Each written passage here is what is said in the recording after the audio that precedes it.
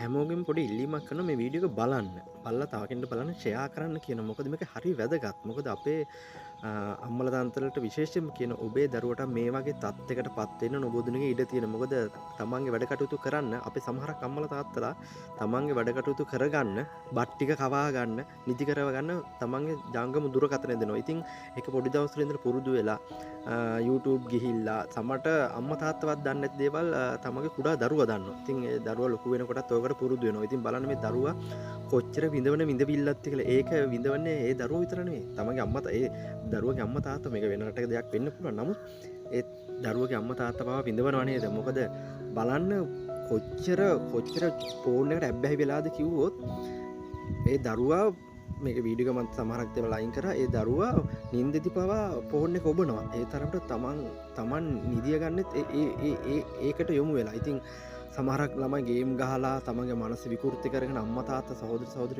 අඳුරන්නේ නැති තත්ත්වයට පවා පත්වලා තිනු මම හැමෝගෙම ඉල්ලනවා.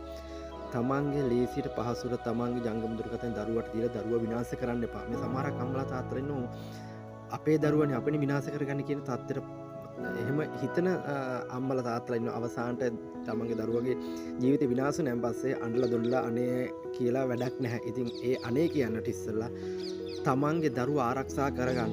මොකද ගොඩාක් මේ ඉස්කෝලේ ප්‍රශ්න හින්දා ඔන්ලයින් ක්ලාස් හින්දා පේපර් එක දේවල් ජංගම දුරකථනට දානින්ද WhatsApp හරහා එවන හින්දා ළමයි ගොඩක් විනාශ වෙන දැනට පත් වෙලා තියෙනවා. ඉතින් ඒකට සමහර ගුරුවරුත් වග කියන්න ඕනේ. ඉතින් මේ හැමදේම ලේසියට පහසුවට ජංගම දුරකථනේ පොඩි කට්ටියට දීලා අවසානට විනාශ වුණාන් පස්සේ හපොයි කියන තත්ත්වයට පත් වෙන්න එපා. විශේෂයෙන් ඉල්ලනවා තමන්ගේ දුවා දරුවා රැක ගන්න. ඉතින් මේක සමහර කම්මලා තාත්තලා වටින කන්නේ නැති නේ. මොකද ඒ තත්ත්වය සමහර කම්මලා තාත්තලා ඉන්නවා. තමන්ගේ දුවා දරුවා වටින අම්මලාගේ විශේෂයෙන් ඉන්නවා. තමන්ගේ දුවා දරුවා මේ වීඩියෝ එක බලන්න. මේක වීඩියෝ එක බැලුවෙන් පස්සේ ඔයාලට අදහසක් ගන්න පුළුවන්.